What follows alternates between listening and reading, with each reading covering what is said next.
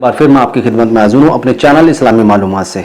आइए, जैसा कि माह रमज़ान का महीना चल रहा है, इसमें लोगों की अलग अलग राय है तरावी को लेकर। आइए हम आपको रूबरू करवाते हैं अलग अलग उलमा से अलग अलग राय, मुफ्ती तारिक मसूद और दिगर उलमा से, क्योंकि सच की एक खूबी होती है, वो कभी ना कभी सामने आ ही जाता है। तो आइए देखते हैं मुफ्ती तारिक मसूद साहब क्या कह रहे हैं तरावी को लेकर। आइए सुनते हैं मुफ्ती तारिक मसूद को। तरावी की जो नमाज है ये हजरत उमर की सुन्नत है। नबी ने कितनी पढ़ी है ये किसी को भी मालूम नहीं है। उस बारे में ज़ईफ हदीस है, सही हदीस है ही नहीं इस बारे में कि नबी ने कितनी पढ़ी है। वो जो हदीस है ना कि नबी गैर रमजान और रमजान में 8 से ज्यादा नहीं पढ़ते थे, ये हदीस सनद के लिहाज से सही है, मतन के लिहाज से सही नहीं है। ये मतन में इस्तिराब है, क्योंकि दूसरी हदीस में आते हैं कि रमजान में ज्यादा पढ़ते थे। नहीं आ रही बात। और दूसरा, इस हदीस का तरावी से कोई ताल्लुक है ही नहीं। ये आम मामूल है जो रमजान और गैर रमजान में था। वो जो तरावी के 3 दिन नबी ने कितनी नमाज पढ़ी थी ये किसी को मालूम नहीं है।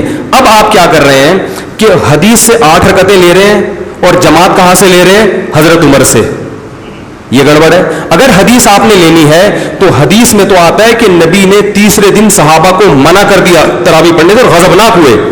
इससे किसी ने सवाल पूछा कि क्या इस पे गजबनाक हुए कि नमाज पढ़ने क्यों आ रहे हो? उसने कहा नहीं, गजबनाक इस पे हुए कि फर्ज ना हो जाए। ये भी घुमाया बात को। भाई गजबनाक अगरचे वजह यही थी कि फर्ज ना हो जाए, लेकिन गजबनाक हुए इस पर कि दोबारा पढ़ने क्यों आ रहे हो, इतना शौक क्यों दिखा रहे हो? तो हदीस के मुताबिक तो गामदी साहब की बात फिर सही मालूम होती है कि तरावी सिरे से बोलो भाई पढ़नी ही नहीं चाहिए, क्योंकि नबी तो गजबनाक हो रहे हैं कि क्यों आ रहे हो।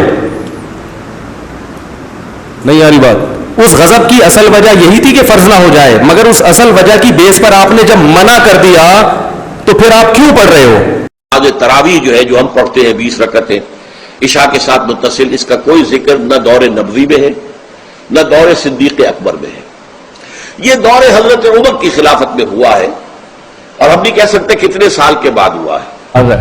आप हजरात बिल्कुल यकीन जाने, अल्लाह गवाह है कि दुनिया जहान में दफ्तर हदीस में एक लफ्ज नहीं कि रसूलुल्लाह ने रमजान शरीफ में कोई नई नमाज पढ़ी। कोई देखें, तरावी अगर कोई ना भी पढ़े तो रोजे उसके बहरहाल सही हो जाते हैं, रोजों पे फर्क नहीं।